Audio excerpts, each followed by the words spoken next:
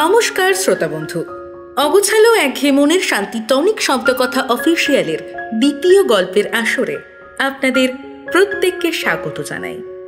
আজকে আপনাদের জন্য নিয়ে চলে এসেছি আহির তনিমা রায়ের কলমে পাশবিক গল্পটি। প্লট নির্মাণের খাতিরে এই গল্পে পশু হত্যার কিছু নারকীয় ঘটনার কথা উল্লেখ করা হয়েছে। শব্দকথার দ্বিতীয় গল্পের আসর এরকম ঘটনাকে সাপোর্ট বা প্রমোট করে না। শ্রোতাদের কাছে আমাদের একান্ত অনুরোধ, তারা কেবলমাত্র গল্প শোনার খাতিরেই এই গল্পকে গ্রহণ করবেন। গল্পের সাথে বাস্তবে কোনো ঘটনার কোনো রকম কোনো মিল থেকে থাকলে তা একেবারেই অনিচ্ছাকৃত এবং কাকতালীয়। শুরু করছি আজকের গল্প আহির তনিমা রায়ের কলমে পাশবিক।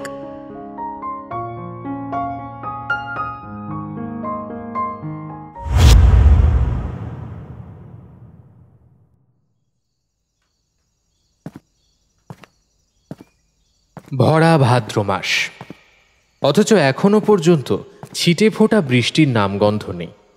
রোজই আকাশটা মুখ গোমড়া করে থাকছে। ক্লান্ত গদাই হাঁটতে হাঁটতে আধময়লা গেঞ্জিটা তুলে মুখটা মুছে নেয়। ইস, ভিজে সপসপে ঘেমো গেঞ্জিটা দিয়ে বোটকা গন্ধ বেরোচ্ছে। তা বেরোক, পরিশ্রমের ঘাম। সারাটা দিন কারখানায় হাড় ভাঙা খাটনির পর এতটা পথ বাসে না এসে হেঁটে আসতে হয়। দুটো পয়সা বাঁচানোর আপ্রাণ প্রচেষ্টা, না হলে অভুক্ত মুখগুলোয় খাবার তুলে দেবে কি করে? জোরে জোরে পা চালায় সে। ওভারটাইম কাজ করতে গিয়ে আজ বড্ড দেরি হয়ে গেছে। বাচ্চাগুলো নিশ্চয়ই খালি পেটে তার পথ তাকিয়ে বসে আছে। গিয়েই আগে ওদেরকে খাওয়াতে হবে। বটতলার কাছে পৌঁছতেই কুঁই কুঁই শব্দটা কানে এলো গদাইয়ের। ছোট্ট ছোট্ট পায়ে ছুটে আসছে বাচ্চাগুলো। কাছে আসতেই ওরা ঘিরে ফেলে তাকে। কালু, বিন্দি, ভুটকু, তোরা ঘুমোসনি? আমার জন্য অপেক্ষা করছিলি বুঝি? নিচু হয়ে বসে বাচ্চাগুলোকে কোলে তুলে নিল গদাই। আদর পেয়ে তারা একসঙ্গে গদাইয়ের হাত চাটতে লেগেছে। বটতলার বাঁধানো থানের ওপর বসে বাচ্চাদের কোল থেকে নামালো সে। জানি জানি, খুব খিদে পেয়েছে তোদের। কি করব বল, তোদের একটু ভালো মন্দ খাওয়াবো বলেই তো ওভারটাইম করতে হচ্ছে। দেখবি তোদের জন্য কি এনেছি। এই দেখ। এই বলে কাঁধের ঝোলা থেকে একটা ভারী প্লাস্টিকের প্যাকেট বের করল। খাবারের গন্ধ পেয়ে বাচ্চাগুলো আনন্দে লেজ নাড়তে শুরু করেছে। গদাই একটা শালপাতার থালা বের করে ব্যাগ থেকে। নিমেষেই বাচ্চাগুলো ঝাঁপিয়ে পড়ে তার হাতের ওপর। আরে আরে আরে, করিস কি? আগে খাবারটা বার করতে দে। এই বলে গদাই মাংসের টুকরোগুলো শালপাতায় সাজিয়ে দেয়। কি রে, হাঁ করে দেখছিস যে? এই তো খাবি বলে কাড়াকাড়ি করছিলি। বাচ্চাগুলো তাও মুখের দিকে তাকিয়ে থাকে। কেউ ছুঁয়েও দেখে না মাংসগুলো।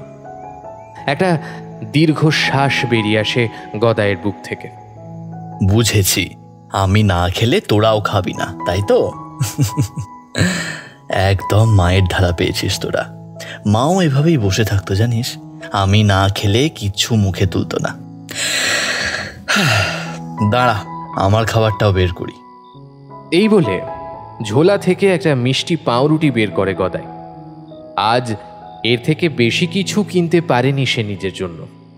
মাংসের যা দাম, হরির হোটেল থেকে বাচ্চাদের জন্য কষা মাংস কিনতে গিয়েই সব টাকা প্রায় শেষ হয়ে গেল। কিছু টাকা অবশ্য বাঁচিয়েছে সে, রোজই বাঁচায়। বাচ্চাগুলোর ভ্যাকসিনের ডেট এসে যাচ্ছে। 3টে বাচ্চার ইঞ্জেকশনের জন্য বেশ অনেকটা টাকা লাগবে। প্লাস্টিকের মোড়ক খুলে পাউরুটিতে কামড় দেয় গদাই। এই দেখ, আমি খাচ্ছি, এবার তোরাও খেয়ে নে। কথাটুকু শেষ হতেই বাচ্চাগুলো শালপাতার ওপর ঝাঁপিয়ে পড়ে। নিমেষেই চেটে পুটে পরিষ্কার করে ফেলে পাতাটা। গদাই তৃপ্ত চোখে ওদের খাওয়া দেখে। এতেই যেন পেট ভরে যায় ওর। এবার ওকে ঘরে যেতে হবে। ঘর বলতে অবশ্য দরমার বেড়া আর প্লাস্টিকের ছাউনি দেওয়া এক চিলতে আশ্রয়। ওইটুকুই যথেষ্টই বাচ্চাগুলো এবং তার জন্য। ওর পেছন পেছন ঘরে এসে চটের বস্তার ওপর কুণ্ডুলি পাকিয়ে শুয়ে পড়ে বাচ্চাগুলো। জামা কাপড় ছেড়ে পাশের কলতলায় গিয়ে স্নান করে আসে গদাই। ঠান্ডা জলের ধারায় শরীরটা একটু জুড়িয়েছে। সুতির বারমুডাটা গলিয়ে নিয়ে মেঝেতে মাদুর পেতে শুয়ে পড়ল সে। বাচ্চাগুলো এরই মধ্যে ঘুমিয়ে কাদা। তবে অনেকক্ষণ ধরে এপাশ ওপাশ করেও কিছুতেই ঘুম এলো না গদাইয়ের। আজ সত্যিই গরমটা যেন জ্বালিয়ে দিচ্ছে। আবার ঘামে ভিজে উঠছে তার পুরো শরীরটা। না, এভাবে আর শোয়া যাবে না। হাঁসফাঁস করতে করতে উঠে পড়ে গদাই। তালপাতার পাখাটা নিয়ে বটতলায় চলে আসে সে। বাঁধানো থানের উপর শরীরটা এলিয়ে দিয়ে চোখ বন্ধ করে পাখার বাতাস খেতে থাকে। এই জায়গাটা বেশ ঠান্ডা থাকে। ধীরে ধীরে ঘুম নেমে আসে ক্লান্ত গদাইয়ের চোখে। শান্তির ঘুম। সারা পাড়াও ঘুমোচ্ছে। রাত ক্রমশ গভীর হয়। নিস্তব্ধতা জাঁকিয়ে বসতে থাকে শহরতলির এই ঘিঞ্জি পাড়ায়। তবে এই নিস্তব্ধতা খুব বেশিক্ষণ স্থায়ী হয় না। প্রচণ্ড এক আর্ত চিৎকারে খান খান হয়ে যায় নিঝুম রাতের ঘুম। গায়ে গায়ে ঘেঁষা বাড়িগুলো থেকে হুড়মুড় করে বেরিয়ে আসে মানুষজন। সদ্য ঘুম ভাঙা চোখে তারা বিস্মিত হয় দেখে বটতলার কাছে মাটিতে গড়াগড়ি দিচ্ছে দাউ দাউ করে জ্বলতে থাকা একটা মানুষের অবয়ব। তার করুণ আর্ত চিৎকারে হুঁশ ফেরে সবার। তারা পরিমরি করে ছুটে যায় সেই জ্বলন্ত মানুষটাকে আগুনের হাত থেকে বাঁচাতে।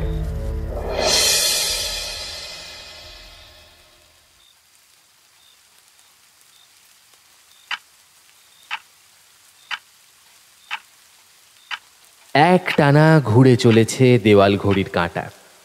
রাত ঠিক কত হলো? বড্ড নিস্তব্ধ লাগছে চারপাশ। সবাই কি ঘুমিয়ে পড়েছে?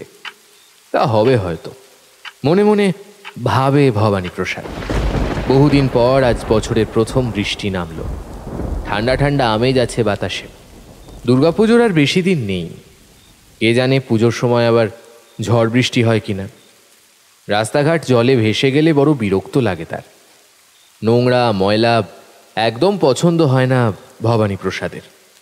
নেহাত বাপ ঠাকুরদার পৈতৃক ভিটে, তাই মায়ার টানেই এখনো এখানে পড়ে আছে। না হলে কবেই এই ঘিঞ্জি পাড়াটা ছেড়ে সে চলে যেত। ফোঁটা ফোঁটা জল পড়ার শব্দ আসছে। কান খাড়া করে শোনে ভবানী প্রসাদ। কোথা থেকে জল পড়ছে? বাথরুমের কল থেকে নাকি? বিছানায় উঠে বসে বালিশের পাশ থেকে টর্চটা তুলে নেয় সে। সন্ধ্যে থেকেই লোডশেডিং চলছে। আজ রাতের মধ্যে আর লাইন ঠিক হওয়ার সম্ভাবনা নেই। টর্চ হাতে নিয়ে বাথরুমের দিকে এগিয়ে যায় ভবানী। ঘুটঘুটে অন্ধকারে টর্চের হলদেটে আলো ফেলে দেখে বাথরুমের ভেতরে না, কোনো কল খোলা নেই, কোথাও জল পড়ছে না। আবার কান খাড়া করে আওয়াজটা শোনার চেষ্টা করে সে, কিন্তু আর কোনো শব্দ পাওয়া যাচ্ছে না। সবে সে বাথরুমের দরজাটা বন্ধ করে এক পা এগিয়েছে, এমন সময় টর্চটা আপনা আপনি নিভে গেল। বেশ কয়েকবার হাতের তালুতে টর্চটা বাড়ি মেরে দেখল ভবানী। না, জ্বলছে না। ব্যাটারির আয়ু শেষ নিশ্চয়ই। বিরক্তিতে তার মুখটা বেজার হয়ে ওঠে। তার শোবার ঘর থেকে বাথরুমটা বেশ খানিকটা দূরে। এই মিশমিশে আলকাতরার মতো কালো অন্ধকারে শোবার ঘর পর্যন্ত পৌঁছতে বেশ কষ্টই হবে। তাও দেওয়াল ধরে হাতড়ে হাতড়ে এগোতে চেষ্টা করে সে। বড্ড ঠান্ডা দেওয়ালটা, কেমন যেন স্যাঁতস্যাঁতে। এই ভেতরের ঘরের দেওয়ালে তো ড্যাম্প পড়ার কথা নয়, তবে কি পুরনো হয়ে যাওয়া ছাদ থেকেই চুঁইয়ে চুঁইয়ে বৃষ্টির জল নেমেছে? একটু অবাক হয় ভবানী। ঘরটা যেন বড্ড বেশি অন্ধকার ঠেকছে আজ। এতক্ষণে অন্ধকার তো চোখে শুয়ে যাওয়ার কথা, অথচ এক হাত দূরে কি আছে তাও যেন ঠাউর করা যাচ্ছে না। কেমন একটা শীত শীত লাগছে তার, গায়ে কাঁটা দিয়ে উঠছে। আচমকা খুব কাছেই যেন কারুর দীর্ঘশ্বাসের শব্দ শোনা গেল। কে ওখানে? চমকে উঠে দাঁড়ালো ভবানী। 5 ব্যাটারির লম্বা টর্চটা লাঠির মতো বাগিয়ে ধরে শূন্যে হাত চালালো সে। খবরদার, কাছে আসবে না বলছি। কে ওখানে? হ্যাঁ, উত্তর দাও। কোনো সাড়া শব্দ নেই। নিজের বুকের ধরফরানি আর ঘন ঘন নিঃশ্বাসের শব্দ ছাড়া আর কিছুই টের পেল না সে। দেওয়ালে পিঠ ঠেকিয়ে দাঁড়িয়ে আছে সে। স্যাঁতস্যাঁতে ভিজে দেওয়াল, সারা শরীরের মধ্যে এক অদ্ভুত শিহরণ খেলে গেল। ঠান্ডা, ঠান্ডা না অন্য কিছু? ভবানী বোঝার চেষ্টা করে। কেমন যেন ভয় ভয় লাগছে তার। এতকাল ধরে মান্ধাত আমলের এই বিরাট বাড়িতে সে একাই বাস করেছে, জীবনে কোনোদিন কোনো ভয় ডর লাগেনি তার। তাহলে আজ হঠাৎ এরকম অনুভব হচ্ছে? নিশ্চয়ই ভুল শুনেছে সে। কোনো জানালার ফাঁক ফোকর দিয়ে আসা বাতাসের শব্দকেই নিঃশ্বাসের শব্দ ভেবে বসেছে। মনে মনে নিজের উপর বিরক্ত হয়ে ওঠে সে। ঘুরে দাঁড়িয়ে আবার নিজের ঘরের দিকে এগোতে থাকে। কিন্তু কয়েক পা যেতে না যেতেই কিসে যেন পা বেঁধে সশব্দে মাটিতে আছড়ে পড়ল ভবানী। যন্ত্রণায় চিৎকার করে উঠল সে। টর্চটা হাত ফসকে কোথায় ছিটকে পড়েছে। দুই হাঁটু চেপে ধরে মেঝেতে গড়াগড়ি দিতে থাকে ভবানী। উঠে দাঁড়ানোর শক্তিটুকু যেন হারিয়ে গেছে তার। হাঁটু থেকে বেরিয়ে আসা রক্তে ভিজে যাচ্ছে তার দুই হাতের তালু। যন্ত্রণায় চোখ দিয়ে অঝরে জল নেমেছে। কাতরাতে কাতরাতে অপয়া লোডশেডিংকেই সাপ সাপান্ত করতে থাকে সে। না, এভাবে এখানে পড়ে থাকলে চলবে না। যে করে হোক ঘর পর্যন্ত পৌঁছতেই হবে। অথচ উঠে দাঁড়ানোর মতো শক্তি তার পায়ে নেই। অগত্যা দুই হাতের ভরসায় নিজের বিশাল বপু দেহটাকে কোনো মতে টেনে হিঁচড়ে সামনে এগিয়ে নিয়ে যেতে থাকে সে। হঠাৎই যন্ত্রণায় চিৎকার করে ওঠে ভবানী প্রসাদ। টর্চের ভাঙা কাঁচ ছড়িয়েছিল মেঝের ওপর, তার ওপরেই হাত পড়ে দুই হাতের তালু একেবারে ফালা ফালা হয়ে গেল তার। আর সহ্য করতে পারছে না ভবানী। অসহ্য যন্ত্রণায় যেন দম বন্ধ হয়ে আসছে তার। এ কি ভোগান্তি! কেন আজ হঠাৎ একটার পর একটা বিপদ আছড়ে পড়ছে তার উপর? ভেবে পায় না সে। আর কত দূর? এতটা দূরে কেন মনে হচ্ছে তার শোবার ঘরটাকে? কেন এত চেষ্টা করেও নিজের ঘর পর্যন্ত সে পৌঁছতে পারছে না? আবার যেন খুব কাছেই কারোর হাঁচির শব্দ পাওয়া গেল। না, ঠিক হাঁচি নয়, দাঁত চাপা নিঃশ্বাস ফেলার শব্দ। তাও কোনো মানুষের নয়। তবে কি কোনো পশু? চমকে ওঠে ভবানী। কি ঢুকেছে তার বাড়িতে? কেমন যেন গড়গড় গড়গড় করে চাপা একটা আওয়াজ আসছে কানে। এবার যেন কোনো হিংস্র জন্তু রাগে ফুঁসছে। পাগলা কুকুর নয় তো? সর্বনাশ! মনের ভুলে নিশ্চয়ই পেছন দিকে সিঁড়ির দরজাটা বন্ধ করা হয়নি। ওখান দিয়েই হয়তো ঢুকে পড়েছে কুকুরটা। রাগে ঘেন্নায় শরীরের যন্ত্রণা ভুলে উঠে দাঁড়ায় ভবানী। এই জঘন্য পশুগুলোকে সহ্য করতে পারে না সে। আর তার কপালেই কিনা এইসব উটকো ঝামেলা এসে জোটে। ভবানী বুঝতে পারে যে এই অন্ধকারে একটা পাগলা কুকুরের মোকাবিলা করার ক্ষমতা তার নেই। তাই রাতটা তাকে নিজের ঘরে দরজা বন্ধ করেই কাটাতে হবে। তড়িঘড়ি দরজার দিকে এগোয় সে। কিন্তু কোথায় দরজা? ভবানী ক্রমাগত হাতড়েই যাচ্ছে, অথচ নিরেট দেওয়াল ছাড়া আর কিছুই হাতে ঠেকছে না তার। কি আশ্চর্য! এ কি করে সম্ভব? পাগলের মতো দেওয়াল হাতড়াতে থাকে ভবানী। ওদিকে সেই জন্তুর গড়গড় শব্দটা যেন ক্রমাগত তার দিকে এগিয়ে আসছে। ধীরে, খুব ধীরে এগিয়ে আসছে জন্তুটা। ভবানী তাকে দেখতে পাচ্ছে না, কিন্তু সে স্পষ্ট অনুভব করতে পারছে পশুটার উপস্থিতি। কেমন একটা বোটকা গন্ধে ভরে উঠেছে ঘরটা। বাতাসটা কি ভারী হয়ে এলো। দম নিতে কেন কষ্ট হচ্ছে তার? গলাটা শুকিয়ে কাঠ হয়ে এসেছে। জল, একটু জল খুব দরকার। আর পারছে না ভবানী। তার সারা শরীর অবশ হয়ে আসছে, মাথাটা ঘুরছে বনবন করে। দরজাটা খুঁজে পাওয়া খুব দরকার। হঠাৎই পায়ে ধাক্কা লেগে দেওয়ালের দিকে গড়িয়ে পড়ল কিছু একটা। ঠং করে শব্দ হলো জোরে, আর সঙ্গে সঙ্গে ম্লান একটা হলদেটে আলোর রেখা অন্ধকার ঘরটাকে আড়াআড়ি চিরে ফেলল। এদিক থেকে ওদিকে গড়াচ্ছে টর্চটা। শূন্যে ভাসমান ঝাপসা হলদেটে আলোটাও দুলছে সেই সঙ্গে। সেই আলো আঁধারির খেলায় যে দৃশ্যটা ভবানীর সামনে ফুটে উঠল, তা দেখে তার সর্বাঙ্গে যেন কাঁপুনি ধরে গেল। মিশমিশে অন্ধকারে জ্বলন্ত কয়লার মতো ধকধক করে জ্বলছে দুটো টকটকে লাল চোখ। রক্ত জল করা ভয়ঙ্কর সেই চোখের দৃষ্টি যেন সাক্ষাৎ যমদূত কোনো অপার্থিব পশুর আদল নিয়ে দাঁড়িয়ে আছে তার সামনে। আতঙ্কে সারা শরীরটা যেন পাথর হয়ে গেছে। নিজের শরীরের ভার সামলাতে না পেরে টাল খেয়ে আবার মেঝেতে পড়ে গেল সে।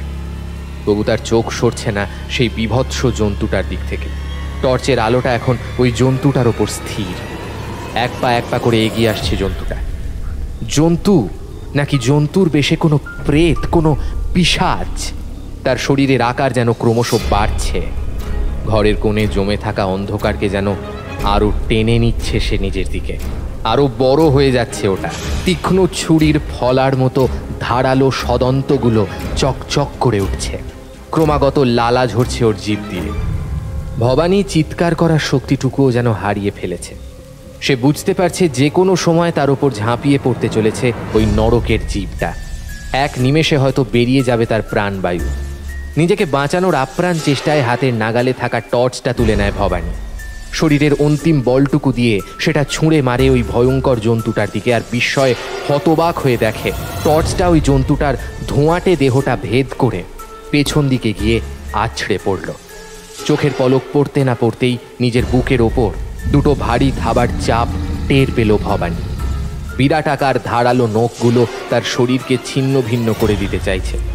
শেষবারের মতো আর্ত চিৎকার করে উঠতে গেল সে, কিন্তু তার আগেই তার গলার নলিটা ফালা ফালা হয়ে গিয়ে ফিনকি দিয়ে রক্ত ছিটকে পড়ল দেওয়ালের গায়ে।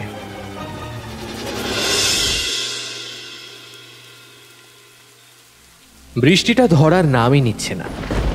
ভাঙাচোরা বাড়িটার জানালার কার্নিশের নিচে স্যাঁতস্যাঁতে দেওয়ালের গায়ে পিঠ ঠেকিয়ে দাঁড়িয়ে আছে রমেন। এই এঁদো গলির ড্রেনের যে হাল, আর কিছুক্ষণ এইভাবে চললে তার পায়ের পাতা ছাড়িয়ে নোংরা জলে তার হাঁটু পর্যন্ত ডুবে যেতে পারে অনায়াসে। বাতাস বেগতিক হলেই বৃষ্টির ছাঁট এসে আলতো করে ভিজিয়ে দিচ্ছে তার গা। অফিসের ফাইলগুলো না থাকলে যেভাবেই হোক বেরিয়ে পড়া যেত, কিন্তু এই ফাইলগুলো ভিজলে বড়বাবু আর আস্ত রাখবে না। তাই মরিয়া হয়ে সেগুলো আড়াল করার চেষ্টা করছে রমেন। একেই এই মাগ্গিগন্ডার বাজারে অনেক কাঠখড় পুড়িয়ে পিয়নের কাজটা পাওয়া গেছে। এটাও চলে গেলে বুড়ো বাপমা দুটো না খেয়ে মরবে। খাওয়ার কথা মাথায় আসতেই রমেনের পেটটা চিনচিন করে উঠল। কাজের চাপে দুপুরে খাওয়ার সময় পায়নি সে। বেরোনোর সময় 5 টাকার একটা বিস্কুটের প্যাকেট কিনে প্যান্টের পকেটে ঢুকিয়ে রেখেছিল। সেটা সেইভাবেই আছে। সে এক হাতে ফাইলগুলো ধরে রেখে আর এক হাত পকেটে চালান করে বিস্কুটের প্যাকেটটা বের করতে। যেইমাত্র প্যাকেটটা খুলতে যাবে ঠিক তখনই তার হাওয়াই চটি পরা ডান পায়ের পাতার ওপর একটা ঠান্ডা আর ভিজে ভিজে কিছুর স্পর্শ লাগায় তার আত্মারাম খাঁচা ছাড়া হওয়ার উপক্রম হলো। সাপে সাংঘাতিক ভয় রমেনের। ছোটবেলায় পুকুরে সাঁতার কাটতে গিয়ে গলায় হেলে সাপ জড়িয়ে গেছিল। সেই থেকে সাপের নাম শুনলেই ভয় পায় রমেন। আর এই বর্ষার জল কাদায় তো সাপ না হয়ে যায় না। আতঙ্কে চোখ বন্ধ করে দাঁতে দাঁত চেপে দাঁড়িয়ে রইল সে। কয়েক সেকেন্ড পর ব্যাপারটা বেশ অদ্ভুত লাগলো রমেনের। সাপটা যেন একই জায়গায় গা ঘষাঘষি করছে, চলে যাচ্ছে না তো। ব্যাপারটা কি? অনেক কষ্টে বুকে বল এনে পায়ের দিকে তাকালো রমেন। অন্ধকারে ভালো ঠাউর হচ্ছে না।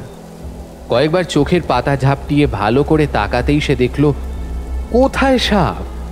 এ তো একটা নেড়ি কুকুরের বাচ্চা, তার পা চাটছে। গায়ের রং কুচকুচে কালো। অন্ধকারে আলাদা করে চেনার উপায় নেই। ব্যাটা যে কখন এসে এখানে দাঁড়িয়েছে সেটা রমেন জানেই না। মনে হয় বিস্কুটের গন্ধ পেয়ে তার পা চাটতে শুরু করেছে।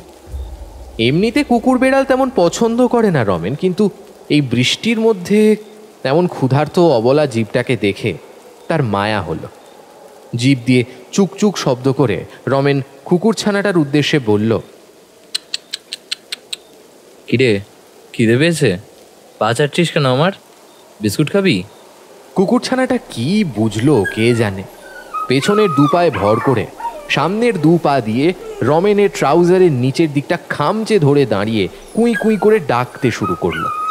রমেন প্যাকেট থেকে 4টে বিস্কুট বের করে নিচে ফেলতেই ব্যাটা মনের আনন্দে খাচুম কুচুম করে খেতে শুরু করলো। রমেনও একটু হেসে নিজের খাওয়ায় মন দিল। শেষ বিস্কুটটা বার করে প্যাকেটটা ছুঁড়ে ফেলতে গিয়ে দেখলো কুকুর ছানাটা তার মুখের দিকে তাকিয়ে বসে আছে। বেচারার মনে হয় খুব খিদে পেয়েছে। এদিকে রমেনেরও পেটের নাড়ি ভুড়ি হজম হয়ে যাওয়ার জোগাড়। তা সত্ত্বেও সে কিছুতেই বিস্কুটটা নিজের মুখে চালান করতে পারল না। নিচু হয়ে সেটা কুকুরটার দিকে ছুঁড়ে দিয়ে আপন মনে বলল, নে তুই খা, কি আর করবি বল।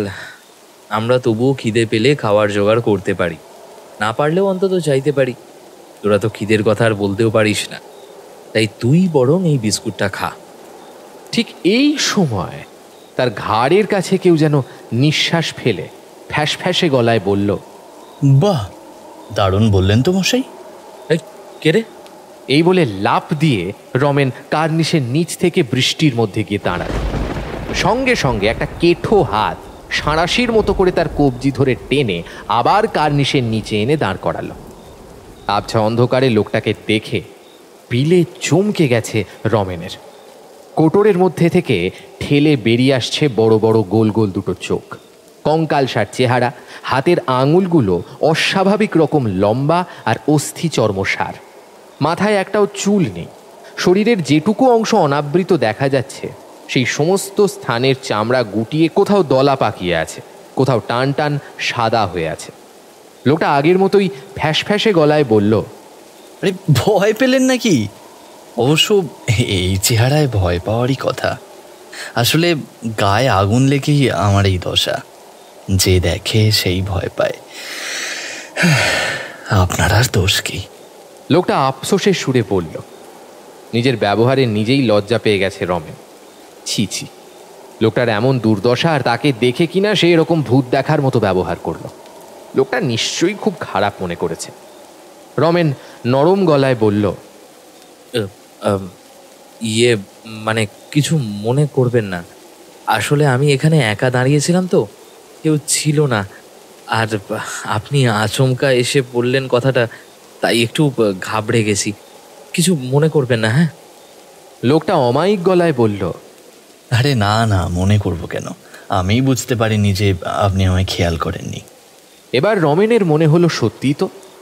লোকটা হঠাৎ করে কোত্থেকে এলো, কিভাবেই বা এলো, তার তো চোখে পড়ল না। কিন্তু আপনি এভাবে আচমকা কোথা থেকে এলেন? আমি তো আপনাকে দেখতেও পাইনি।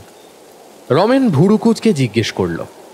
লোকটা পকেট থেকে একটা বিড়ির বান্ডিল বের করে রমেনকে হাতের ইশারায় দেশলাই আছে কিনা জিজ্ঞেস করল। রমেন বুক পকেট থেকে তার লাইটারটা বের করে লোকটাকে দিতে সে বেশ আয়েশ করে বিড়িটা ধরিয়ে ধোঁয়া ছাড়তে ছাড়তে উত্তর দিল, আপনি দেখবেন কি করে? আপনি তো তখন বাচ্চাটাকে খাওয়াতে ব্যস্ত। আমি কিন্তু বেশ কিছুক্ষণ ধরেই আপনাকে দেখছি। কোথা থেকে? লোকটা হাত তুলে গলির একপাশে দেখিয়ে বলল, ওই যে পাঁচিলটা দেখতে পাচ্ছেন, আমিও বৃষ্টিতে আটকে পড়ে ওখানেই দাঁড়িয়েছিলাম। তারপর দেখলাম আপনি দৌড়তে দৌড়তে এখানে এসে দাঁড়ালেন। তখন থেকেই আপনাকে দেখছি। ওদিকটা অন্ধকার তো, তাই আপনি আমাকে দেখতে পাননি। তা হঠাৎ ওখান থেকে এখানে এলেন যে ভিজে ভিজে? কি করব দাদা, নেশার টান, কাহা তাক সহ্য করা যায়। দেশলাইটা পুরো সেঁতিয়ে গেছে, তাই ভাবলাম আপনার কাছে আগুন আছে কিনা। ওই জন্যই লাফিয়ে লাফিয়ে চলে এলাম, আর আপনিও চমকে গেলেন। ও আচ্ছা, এবার বুঝলাম। সত্যি দাদা, বৃষ্টিটা চালিয়ে দিল। অফিস থেকে বেরিয়ে একটাও বাস টাস পেলাম না। এদিকে ঝড় উঠেছে তখন। একজন বলল 8টার দিকে একটা ট্রেন আছে, তাই স্টেশনে যাচ্ছিলাম, যদি ট্রেনটা পাওয়া যেত। কিন্তু সেই বৃষ্টিতে আটকে গেলাম। স্টেশনে যাবেন? তা এদিকে কেন? মানে আপনি তো ভুল রাস্তায় চলে এসেছেন মশাই। ধোঁয়া ছাড়তে ছাড়তে উত্তর দিল লোকটা, এটা স্টেশনের রাস্তা নয় বোধহয়, না? না, আপনি বড় গলি না ধরে এই গলি ধরেছেন মনে হয়। এদিক দিয়ে স্টেশন যাওয়া যায় না। তা এদিকে নতুন নাকি? রমেন মুখটা বেজার মতো করে উত্তর দিল, আর বলবেন না, কদিন হলো চৌমাথার কাছে একটা অফিসে জয়েন করেছি। রাস্তাঘাট তেমন কিছু চিনি না। হ্যাঁ, তাই বলি, আমিও তাই ভাবছিলাম। জেনে বুঝে তো কেউ এই বাড়ির নিচে দাঁড়াবে না। আপনি মনে হয় এই বাড়ি চেনেন না। লোকটার কথায় কেমন যেন একটা খটকা লাগলো রমেনের। এটা কাদের বাড়ি যে সেখানে কেউ দাঁড়াতে পারবে না? কেন দাদা, কেউ এখানে দাঁড়ায় না কেন? বাড়ির মালিক বুঝি খুব দজ্জাল? কেউ বোধহয় বৃষ্টি থেকে বাঁচতে আশ্রয় নিলেও তাকে কি তাড়িয়ে দেবে? রমেন সাদা মনে প্রশ্ন করল। লোকটা বেশ জোরে শেষ টানটা দিল বিড়িতে। রমেনের মনে হলো বিড়ির আগুনের সামান্য লাল আলোতেও লোকটার চোখ দুটো যেন আগুনের মতো লাল লাল হয়ে জ্বলে উঠল। পরক্ষণেই আবার কিছুই নেই। রমেন ভাবল মনের ভুল হবে হয়তো। লোকটা বিড়িটা মাটিতে ফেলে চটি দিয়ে পিষে আগুনটা নিভিয়ে দিয়ে উত্তর দিল, বেঁচে থাকলে তো তাড়াবে। হ্যাঁ, বেঁচে নেই? না, বেঁচে নেই, খতম হয়ে গেছে। এরা তো মানুষ নয়, তাই মানুষের রূপ ধরে বেঁচে থাকার অধিকারও এদের নেই। অন্যায়ের শাস্তি হয়েছে, ভালোই হয়েছে, কিন্তু সবাই তো আর এত ন্যায় অন্যায় পাপ পুণ্য বোঝে না। শয়তানটার অপঘাতে মৃত্যু হয়েছে বলে এলাকার লোক এই বাড়িটাকে এড়িয়ে চলে। আপনি এখানে দাঁড়িয়ে আছেন দেখেই বুঝেছি আপনি এসবের কিচ্ছু জানেন না। জানলে হয়তো দাঁড়াতেন না, আর যদি জেনেও দাঁড়ান তার মানে আপনার বুকের পাটা আছে। লোকটা বুক চেপে ধরে হাসতে হাসতে কাশছে না কাশতে কাশতে হাসছে বোঝা গেল না, কিন্তু লোকটার কথা বলার ভঙ্গিটা এমনই অদ্ভুত লাগলো যে রমেনের গাটা কেমন যেন শিরশির করে উঠল। একটু কি ভয়ও লাগলো। নিজের কাছেই যেন প্রশ্ন করলো রমেন। লোকটা নিচু হয়ে কুকুরটাকে কোলে তুলে নিল। কুকুরটাও যেন খুব পরিচিত কাউকে পেয়েছে এমনভাবে তার হাতের মধ্যে মুখ ডুবিয়ে দিল। লোকটা কুকুরটার মাথায় ঘাড়ে আলতো আলতো হাত বুলিয়ে দিতে দিতে বলতে থাকলো, যে মানুষ এমন অবলা জীবদের আঘাত করতে পারে সে কি মানুষ হতে পারে বলুন? এরা তো কখনো কারোর ক্ষতি করে না। আপনি একটিবার এদের মুখে খাবার তুলে দিয়ে দেখবেন, এরা আপনাকে নিজের পরিবার ভেবে নেবে। আপনাকে দেখলে ল্যাজ নাড়াবে, লাফাবে, আবার না দেখলে মন খারাপ করে বসে থাকবে। আপনার ফিরে আসার জন্য অপেক্ষা করবে, কিন্তু কোনো দিন আপনার সঙ্গে বেইমানি করবে না। এই যে বাচ্চাটা, এর নাম কালু। এর আরও দুটো ভাই বোন ছিল। প্রথমে মাটা মরল, তারপর ভাই বোনগুলো কেউ অসুখে মরল, কেউ গাড়ির নিচে চলে গেল। এদের মায়ের নাম ছিল লালি। মাটা কিন্তু আপনা আপনি মরেনি, বিনা কারণে ওকে পিটিয়ে মেরে ফেলেছিল ওই ভবানী প্রসাদ, জানোয়ার একটা অমানুষ। বাচ্চাগুলোকে অনাথ করে তবে ছাড়ল। লোকটার গলায় যথেষ্ট দুঃখ ছিল। রমেনেরও মনটা ভারাক্রান্ত হয়ে উঠল। সত্যি তো, এই বাড়ির মালিক তো মহাপাজি ছিল। একটা জলজান্ত কুকুরকে পিটিয়ে মেরে দিল। আপনি বুঝি কুকুর খুব ভালোবাসেন, তাই না? কেন, আপনি ভালোবাসেন না? না, সেভাবে যে ভালোবাসি তেমন কিছু না। কখনো কুকুর টুকুর পুষিনি, তবে রাস্তাঘাটে অবলা জীবজন্তু দেখলে একটু মায়া লাগে, এই আর কি। লোকটা কিছুক্ষণ চুপ করে থেকে কিছু একটা যেন ভাবল। তারপর প্রায় অনুরোধ করার ভঙ্গিতে বলল, আপনি কালুকে নিয়ে যাবেন? রমেন থতমত খেয়ে জিজ্ঞেস করল, আমি নিয়ে যাব? কোথায় নিয়ে যাব? আপনি যেখানে থাকেন নিয়ে যান না। আপনাকে দেখেই বুঝেছি আপনার দয়া মায়া আছে। নিয়ে যাবেন বাচ্চাটাকে, ওরও একটা থাকার জায়গা হবে। খুব আশা নিয়ে যেন কথাগুলো বলল লোকটা, কিন্তু রমেনের এবার বেশ বিরক্তই লাগলো। কোথাকার রাস্তার একটা কুকুর, তাকে কিনা বাড়ি নিয়ে যেতে হবে। নিজেদেরই কষ্টে সৃষ্টি দুবেলা খাবার জোটে, মাস গেলে বাড়ি ভাড়া টানতে টানতে জীবন শেষ। তার উপর বাবা মা দুজনেরই ওষুধপত্রের এত খরচ, সেখানে কুকুর পোষার মতো বিলাসিতা রমেনের মানায় না। আর কেনই বা সে একটা রাস্তার কুকুরকে বাড়ি নিয়ে যাবে? অত দয়া দেখাতে গেলে তো বাড়িটা চিড়িয়াখানা হয়ে যাবে। সে গলা খাকারি দিয়ে উত্তর দিল, না দাদা, আমার নিজের থাকার জায়গা নেই, লোকের বাড়িতে আশ্রিত। ওকে নিয়ে গিয়ে রাখবো কোথায়?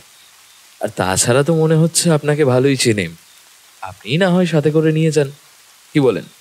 লোকটা লম্বা একটা দীর্ঘশ্বাস ছেড়ে বলল, আমি যেখানে থাকি ওকে নিয়ে যাওয়া সম্ভব নয়। রমেন মনে মনে বলল, বাহ, নিজে নিয়ে যেতে পারবে না আর আমার ঘাড়ে চাপছে। অতই যদি দরদ থাকে তাহলে নিজের বাড়িতে নিয়ে যাও না কেন বাপু? লোকটা কিভাবে যেন রমেনের মনের কথাটা টের পেয়ে গেল। কেমন অদ্ভুত একটা ঘরে গলায় বলল, এখন তো আর আমার কোনো বাড়ি নেই যে ওকে নিয়ে যাব। আগে ওই বটতলার দিকটায় থাকতাম, তখন ওরা আমার সাথেই থাকতো। এখন তো আমি অনেক দূরে থাকি। রমেন লোকটাকে আপাদমস্তক একবার ভালো করে দেখল। লোকটার যা পোশাক আশাক তাতে তো উদ্বাস্তু বলে মনে হচ্ছে না। তাহলে বাড়ি নেই বলছে কেন? হঠাৎই মনে মনে চমকে উঠল রমেন। লোকটা পাগল নয় তো? হতেই পারে, হাবভাব তো কিছুটা পাগলাটেই। হয়তো ভালো ঘরের ছেলে, মাথায় ছিট আছে বলে রাস্তায় রাস্তায় ঘুরে বেড়াচ্ছে। নাহলে অচেনা অজানা একজন মানুষকে দুম করে কেউ রাস্তার কুকুর বাড়ি নিয়ে যাওয়ার জন্য সাধাসাধি করে? একে তো বিরক্তিকর বৃষ্টি, তার ওপর কুকুর, তার ওপর পাগলের প্রলাপ। রমেনের মাথা গরম হয়ে যাচ্ছে। বেশিক্ষণ এখানে দাঁড়িয়ে থাকলে পাগলটা যদি আবার কোনো উপদ্রব করে, কিন্তু বৃষ্টিটাও তো থামছে না, কি যে করা যায়। রমেন বিরক্ত হয়ে মাটিতে পা ঠুকতে শুরু করলো। লোকটাও একটু যেন ক্ষান্ত দিয়েছে মনে হচ্ছে, চুপচাপ দাঁড়িয়ে কুকুরটার গায়ে হাত বুলিয়ে যাচ্ছে। হঠাৎ কাছাকাছি কোথাও খুব জোরে শব্দ করে বাজ পড়ল। কুকুরটা ভয়ে চিৎকার চেঁচামেচি শুরু করেছে। লোকটা তাকে শান্ত করার চেষ্টা করেই যাচ্ছে, কিন্তু কিছুতেই থামছে না ব্যাটা, কাউ কাউ করে ডেকেই যাচ্ছে। লোকটা যেন খুব চিন্তিতভাবে বলে উঠল, আজকাল না বাজ পড়াটা খুব বেড়েছে। মানুষ তো দরজা বন্ধ করে ঘরে বসে থাকে, আর এরা যে কি ভীষণ ভয় কেঁপে কেঁপে ওঠে, কাঁদে, তা নিয়ে কেউ ভাবে না। রাত দুপুরে এরা এমনি এমনি ডাকে না, বেশিরভাগ সময় সবাইকে সাবধান করার জন্যই ডাকে। সেই রাত্রে লালিও খুব চিৎকার করছিল। কেন করছিল জানেন? সেদিন পাড়ায় চোর এসেছিল, পরে লোকে প্রমাণ পেয়েছে। কিন্তু সেই রাত্রে ওই ভবানী শয়তানটার ঘুমের ব্যাঘাত ঘটছিল। ওর খুব রাগ হয়েছিল লালির ওপর। সেই রাগ মেটাতে শয়তানটা কি করলো জানেন? রমেন খানিকটা কৌতূহলের সাথে জিজ্ঞেস করলো, কি করলো? কথাটা আপনা আপনি মুখ ফসকে বেরিয়ে গেল রমেনের। লোকটা হিমশীতল কণ্ঠে বলল, সেদিন আমি রোজগার মতো খাবার নিয়ে আসতে পারিনি ঠিক সময়। লালি তো আমার জন্য অপেক্ষা করত, সেদিনও করছিল নিশ্চয়ই। অন্য কেউ তো আর ওদের খেতে দেয় না, আমি রোজ ওদের জন্য খাবার নিয়ে আসতাম। লালির নিশ্চয়ই খুব খিদে পেয়েছিল, না হলে ও কিছুতেই ওই ভবানীর বাড়িতে ঢুকতো না। ভবানী ওকে খাবারের লোভ দেখিয়ে বাড়িতে ডেকেছিল। লালিও ওকে বিশ্বাস করে গেটের ভেতর ঢুকেছিল। সেই সুযোগে শয়তানটা লাঠি দিয়ে পিটিয়ে পিটিয়ে লালিকে মেরে ফেলল। ওর বাচ্চাটা চোখের সামনে ওর মাকে মরতে দেখল। হায় রে সভ্য মানুষ! সবাই সব জেনে সব বুঝেও চুপ করে থাকলো, কারণ ভবানীর টাকার চোর আছে, অনেক ক্ষমতা। এত বড় অন্যায়ের কেউ কোনো প্রতিবাদ করলো না জানেন। এদের গায়ে কি মানুষের রক্ত আছে? নেই, হারগিজ নেই। আমি করেছিলাম প্রতিবাদ। লালের রক্ত মাখা চোখের ওই স্থির দৃষ্টিটা আমার বুকের ভিতর নাড়িয়ে দিয়েছিল জানেন। ওই লাশটা ডাস্টবিনে ফেলে দিয়েছিল ভবানী। আমি সেখান থেকে ওকে তুলে নিয়ে গিয়ে ওই মাঠের পিছনের বাগানটায় কবর দিলাম। তাতেও সবার আপত্তি। মরার পরেও একটা কুকুর সামান্য একটু জমি পাচ্ছে না, আর আমাকে কিনা এই ডাস্টবিন থেকেই তুলে নিয়ে এসে জীবন বাঁচিয়েছিল লালির মতোই কোনো এক মা। অবাক হচ্ছেন? হওয়ারই কথা। এও তো একটা মিরাকেল।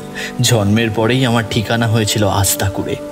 সারা গায়ে লাল পিঁপড়ে খুবলে খুবলে খাচ্ছিল।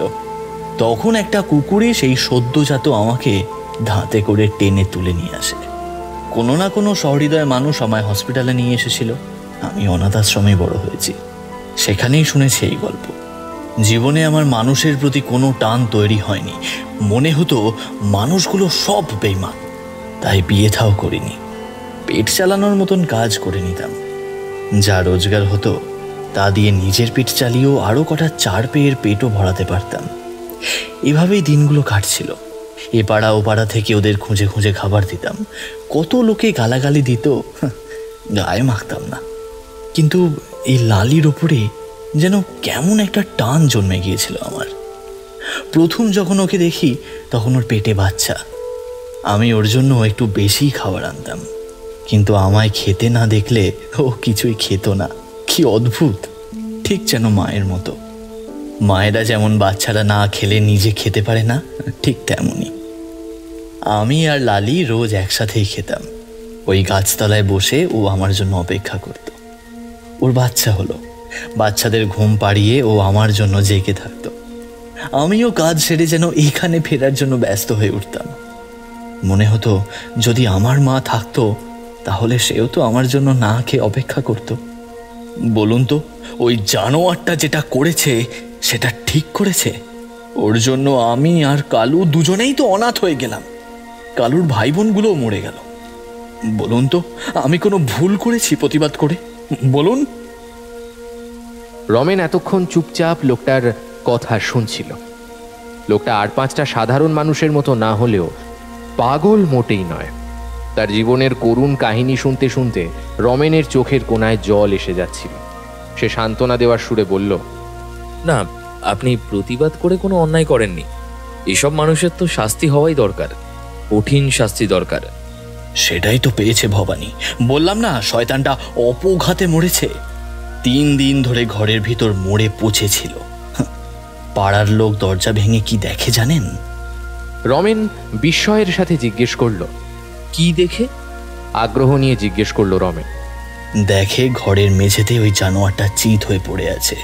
চোখগুলো এমন ভাবে কোটর থেকে বেরিয়ে এসেছিল যেন মরার আগে ও কোনো ভূত দেখেছে। হার্ট অ্যাটাকের কেস নাকি মশাই? অ্যানিমাল অ্যাটাকের কেস। মানে? রমেন চোখ বড় বড় করে জিজ্ঞেস করল। লোকটা তার ফ্যাসফ্যাসে গলায় হাড় হিম করা ভঙ্গিতে চিবিয়ে চিবিয়ে বলল, গলার নলিটা যেন কেউ কামড়ে ছেড়ে নিয়েছিল, ফালা ফালা করে দিয়েছিল বুকটা। পেট ফেটে নাড়ি ভুঁড়ি মেঝের ওপর ছড়িয়ে ছিটিয়ে পড়েছিল। রক্ত গঙ্গা বইছিল সারা ঘরে। অথচ মজার কথা হলো, বাড়ির সব দরজা ভেতর থেকে বন্ধ ছিল। কেউ জানে না লোকটা কিভাবে মরল, কে মারল। তবে কি জানেন, অনেকেই বলে এই ঘরের ওপর শুকিয়ে থাকা রক্তের ওপর নাকি কোনো কুকুরের পায়ের ছাপ দেখা গিয়েছিল। অথচ পুলিশ এসে কিছুই খুঁজে পায়নি। এখনো তদন্ত চলছে, কিন্তু আমি জানি ওরা কিচ্ছু উদ্ধার করতে পারবে না। কারণ কারণ? কাঁপা কাঁপা গলায় জিজ্ঞেস করলো রমেন। তার হাত পা ঠান্ডা হয়ে আসছে। লোকটা আগের মতোই হিমশীতল কণ্ঠে জবাব দিল, কারণ লালি এসে প্রতিশোধ নিয়ে গেছে, ওর নিজের জন্য আর আমার জন্যও। মানে? রমেনের যেন ঠান্ডায় দাঁত লেগে যাচ্ছে। ওর ভেতর থেকে কেউ যেন বলছে এক্ষুনি এই জায়গা থেকে পালিয়ে যেতে, অথচ সে কিছুতেই নড়তে পারছে না এখান থেকে। লোকটা এবার ধীরে ধীরে বলে উঠল, ওই যে বললাম না, আমি এখানে থাকি না, আমাকে অনেক দূরে চলে যেতে বাধ্য করা হয়েছে। সেটার হয়েও তো প্রতিশোধ নিয়েছে লালি। রমেন তাকিয়ে দেখল বৃষ্টি অনেকটাই ধরে গেছে, এবার বেরোনো যাবে। সে ঢোক গিলে বলল, আমার অনেক দেরি হয়ে গেছে, বৃষ্টিটা তো কমেই গেছে, আমি এবার যাই। হ্যাঁ। লোকটা কিছুটা দুঃখের ভাব নিয়ে বলল, চলে যাবেন? কালুকে তাহলে নিয়ে যাবেন না? আচ্ছা, নিয়ে যাবেন না যখন, তখন তো আর আমি জোর করতে পারি না। তবে কখনো যদি এই রাস্তায় আসেন, তাহলে ওকে 2টো বিস্কুট খাইয়ে যাবেন, কেমন? এই গদাই আপনার কাছে চিরকৃতজ্ঞ থাকবে। লোকটা নিজের দিকে দেখিয়ে বলল। রমেন আর কথা বাড়ানোর প্রয়োজন মনে করল না। সেই অভিশপ্ত গলি থেকে বেরোতে পারলে বাঁচে। একে একে জিজ্ঞেস করে স্টেশনের পথ খুঁজে পেয়ে শেষমেশ ট্রেনটা ধরতে পারল রমেন। কিন্তু সারাটা রাস্তা সেই লোকটা মানে গদাইয়ের বলা কথাগুলো কিছুতেই ভুলতে পারল না। বাড়ি ফিরে ঘুমের মধ্যেও বারবার ওই বাচ্চা কুকুরটার মুখ দেখতে পাচ্ছে সে, তার ডাক শুনতে পাচ্ছে। সে করুণ সুরে যেন রমেনকেই ডাকছে।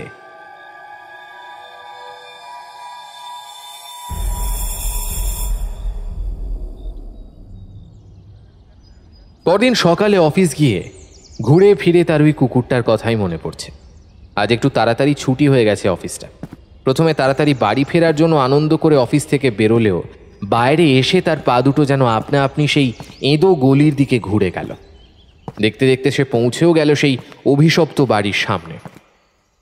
চুপচাপ দাঁড়িয়ে বাড়িটা দেখতে দেখতে এই ভরা বিকেলেও রমেনের গাটা যেন কেমন ছমছম করে উঠল। কেমন যেন একটা অশুভ ছায়া আছে বাড়িটায়। কাল লোকটা ঠিকই বলেছিল, এই জন্যই এলাকার কেউ এই বাড়িটার আশেপাশে আসে না। এই যে শুনছো ভাই, তুমি কি এখানে কাউকে খুঁজছো? হঠাৎ চমকে ওঠে রমেন। সে পাশে তাকিয়ে দেখল একজন মধ্যবয়স্ক লোক লাঠি হাতে দাঁড়িয়ে আছে। রমেন খানিকটা ভাবতে ভাবতে তেমন ভাবমূর্তি নিয়েই মাথা নেড়ে বলল, না, আমি তো কাউকেই খুঁজছি না।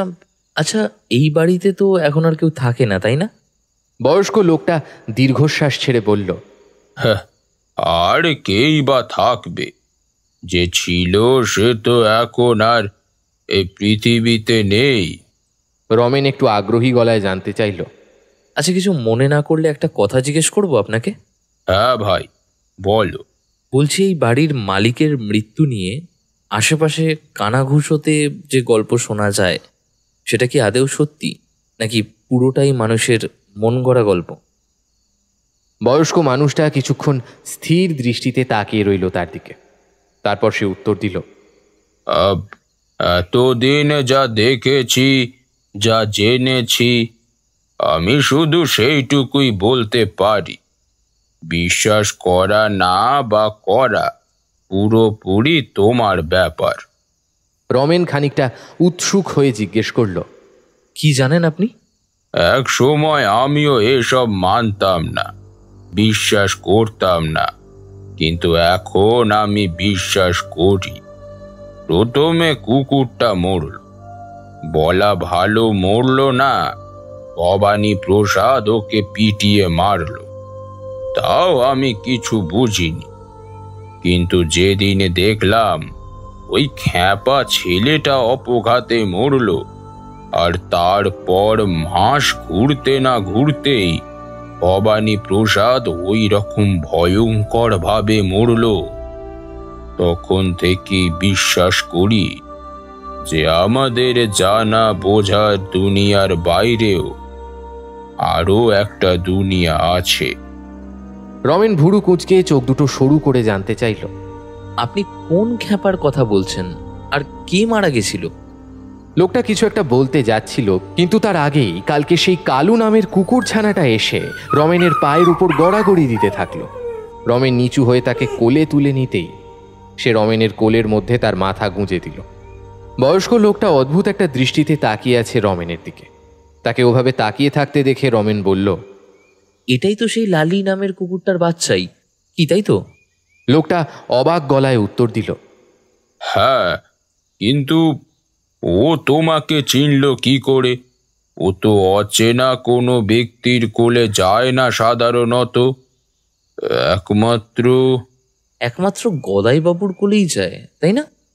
লোকটার চোখ দুটো যেন বিস্ময়ের ঠিকরে বেরিয়ে আসতে চাইছে। তিনি হতভম্ব হয়ে জানতে চাইলেন, তুমি ওকে চিনতে? রমেন মাথা নেড়ে বলল, না, চিনতাম না, কালই আলাপ হলো। কি বললে? কবে আলাপ হলো? কেন, গতকালই তো আলাপ হলো। উনি আমায় লালি, ভবানীবাবুর আর এই বাড়ির কথাটা বললেন। আশ্চর্য, এ কি করে সম্ভব? কেন সম্ভব নয়? এই যেমন আপনার সাথে এই বিষয় নিয়ে কথা বলছি, তার সাথেও তো তেমন এইসব নিয়ে আলোচনা হলো। উনি আমায় আরও বলেছিলেন যে এই কালুকে যেন আমি বাড়ি নিয়ে যাই। ওনার নাকি থাকার জায়গা অনেক দূরে, তাই তিনি ওকে নিয়ে যেতে পারছেন না। প্রথমে আমি এড়িয়ে গিয়েছিলাম, কিন্তু তারপর ভাবলাম যাই, নিয়েই আসি। তাই জন্যই এখানে এসছিলাম একটু খুঁজতে। এক নাগাড়ে কথাগুলো বলে বয়স্ক মানুষটার মুখের দিকে তাকিয়ে রমেন দেখল তার মুখটা কেমন যেন ফ্যাকাশে দেখাচ্ছে। তার ঠোঁট দুটো থরথর করে কাঁপছে। তিনি ভাঙা ভাঙা গলায় বললেন, তুমি কি জানো কাল যার সাথে তোমার কথা হয়েছিল তিনি কে? কেন জানবো না? বললাম যে উনি গদাইবাবু ছিলেন, যিনি এই কুকুরগুলোর খেয়াল রাখতেন। লোকটা রমেনের একটা হাত ধরে শান্ত গলায় বলল, তুমি ঠিকই বলেছ বাবা। যে তোমাকে কালুর দায়িত্ব নিতে বলেছে সে গদাই, আর আমাদের কাছে সেই হলো খ্যাপা। নিজের সম্পর্কে সে সবই বলেছে তোমায়, শুধু শেষটা বলেনি। শেষটা? হ্যাঁ, শেষটা। ছেলেটা একদম অন্য রকম ছিল, মনের মধ্যে কোনো পাপ ছিল না। লালির মৃত্যুটা ছেলেটা মেনে নিতে পারেনি। পুলিশ প্রশাসন সবার কাছে গেছে, কেউ ওকে সাহায্য করেনি। আমাদের কাছেও এসেছিল। আমরা আর কি করব বলো? আমরা তো আর ওর মতো ভালো মানুষই মন নিয়ে জন্মাইনি, তাই ওর কষ্টটাও বুঝতে পারিনি। কারুর কাছে কোনো রকম সাহায্য না পেয়ে ছেলেটা খুব মন মরা হয়ে গেছিল। দিন রাত ওই এক কথা বলতো যে লালির বাচ্চাগুলো অনাথ হয়ে গেল। একদিন রাত্রে ও যখন ওই বটতলায় ঘুমোচ্ছিল, আচমকা কিভাবে যেন ওর গায়ে আগুন লেগে যায়। নাকি কেউ ইচ্ছে করেই ওর গায়ে আগুন দিয়েছিল, জানি না।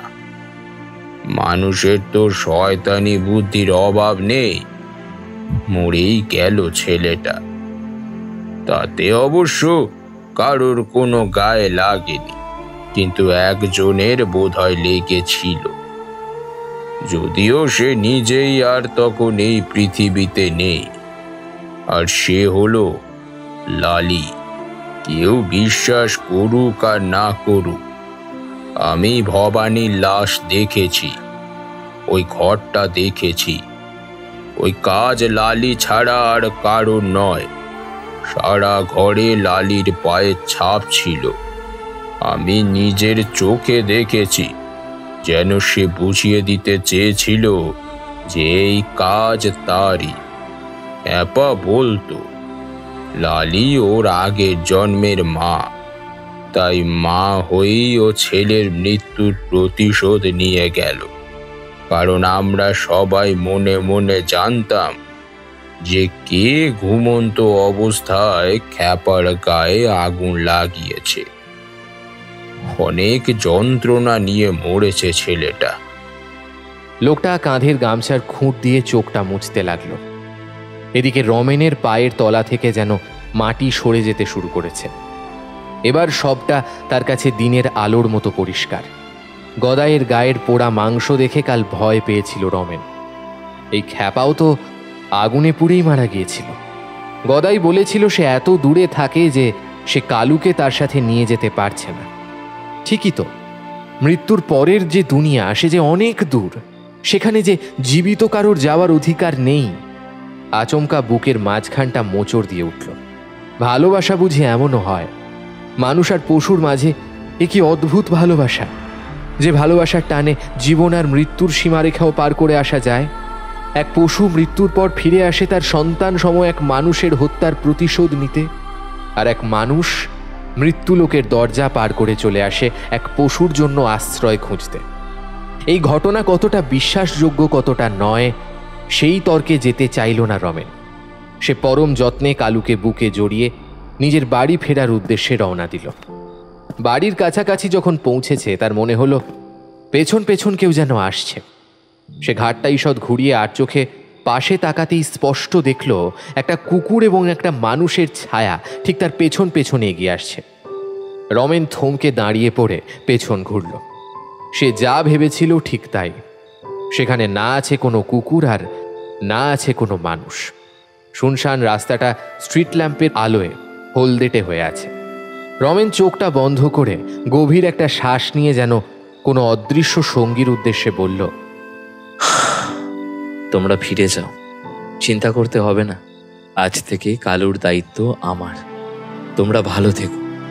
এই বলে আবার পেছন ঘুরে নিজের বাড়ির দিকে এগিয়ে যেতে লাগলো। কোলের মধ্যে থাকা কালু তখন রমেনের হাতের ফাঁক দিয়ে উঁকি মেরে পেছন দিকে দেখছে আর ডাকছে।